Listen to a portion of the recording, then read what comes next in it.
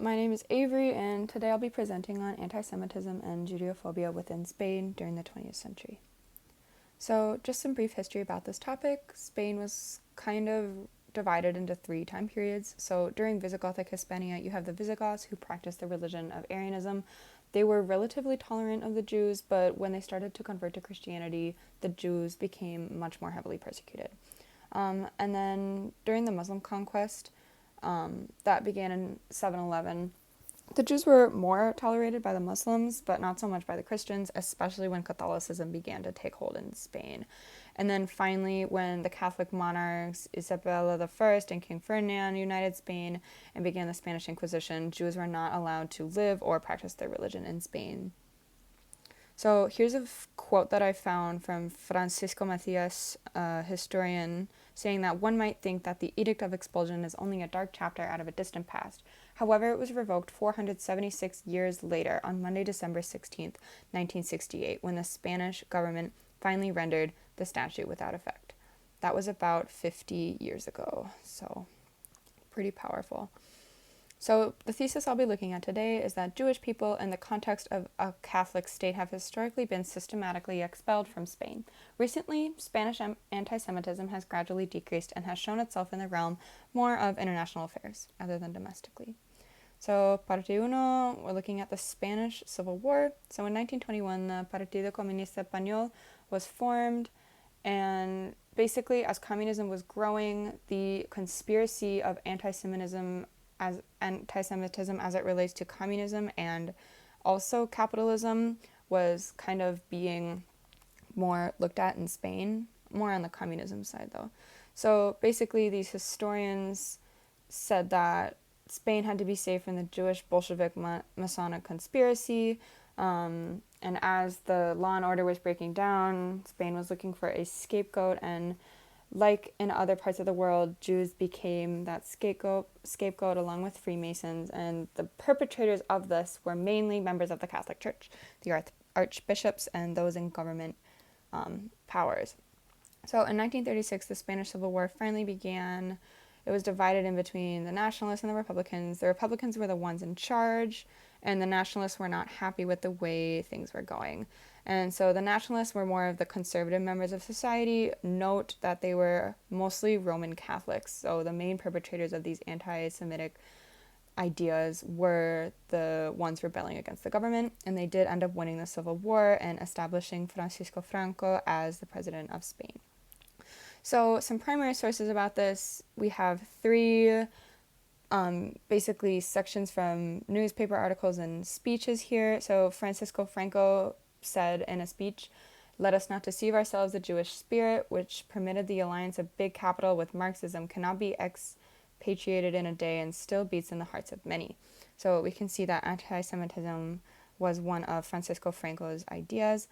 And then this is a newspaper from the 1920s or 30s, I believe, talking about how the elders of the Protocols of the Elders of Zion was going to be published, which is famously one of the most anti-Semitic works in history. So parte dos is El Caudillo, basically the rule of Francisco Franco. Basically, this quote says that one of the main forms of anti-Semitism was in Catholic circles, and basically that the Catholic religion had been perpetrating anti-Semitism for most of this. So some brief context from class. This is also during the refugee crisis in kind of all of Europe there at this time, and that Germany and Italy and Spain were all working very, very close together. So some of the ideals from Germany, such as anti-Semitism and kind of race superiority, were coming over to Spain during this time. So Franco was a bit of a hypocrite when it came to his views on the Jewish in Spain. So he, on the anti-Semitic side, he was basically wanted legislation to expel Jews from Spain. The Protocols of the Elder of Zion continued to be widely read, but he also ended up writing letters to get synagogues to open. There was not really any violence against Jews or kind of terrorist attacks. And when Israel became a state, Franco was very interested in establishing relations, although, as we'll talk about later, Israel did not really feel the same way. So kind of a paradox here. So basically, Israel didn't want to create diplomatic relations with Franco because Franco had worked so closely with Hitler and Mussolini during World War II. So basically, Israel became hostile towards Spain, but Spain never really retaliated. They just kept trying to establish relations. So now we're going to be focusing on the present day. So the Edict of Expulsion finally ended in 1968. Francisco Franco was still president, and there had been Jews living in Spain during this time because during the Spanish Civil War, there were some Jewish volunteers who ended up staying, along with some that never really left or converted, and then reconverted back. So this was formally ended, though, in 1968. So, and then here's something that has happened more recently regarding Sephardi Jews. So I'm just going to read the definition of Sephardi. The descendants of Jews who left Spain or Portugal after the 1492 expulsion are referred to as Sephardim. The word Sephardim comes from the Hebrew word for Spain, separad, that is stated in the Bible. So, and then this at the bottom here is a statement from the Spanish government itself, basically stating that the government of Spain would grant citizenship to all of these Sephardi Jews that left or had to leave, and if they could prove that they were Sephardi, they could come back and have Spanish citizenship. So one other evidence of today's anti-Semitism is the neo-Nazi groups that are still present in Spain. So you have CEDADE, which kind of ended in 1993, but was still pretty prominent.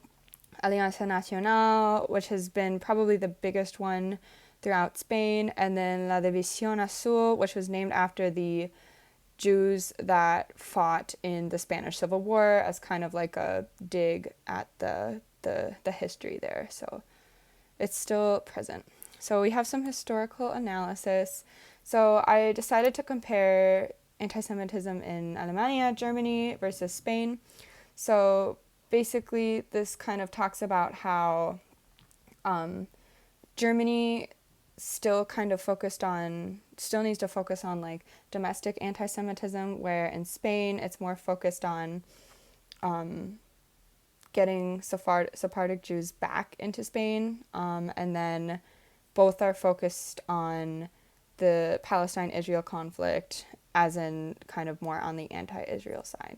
And then I will say that some historians have pointed out that there is not a lot of evidence on Spanish anti-Semitism, so these paragraphs will be translated in the video. So here's my bibliography. I used a lot of sources because this is a very interesting topic that there wasn't a ton of research about, so I kind of had to dig around.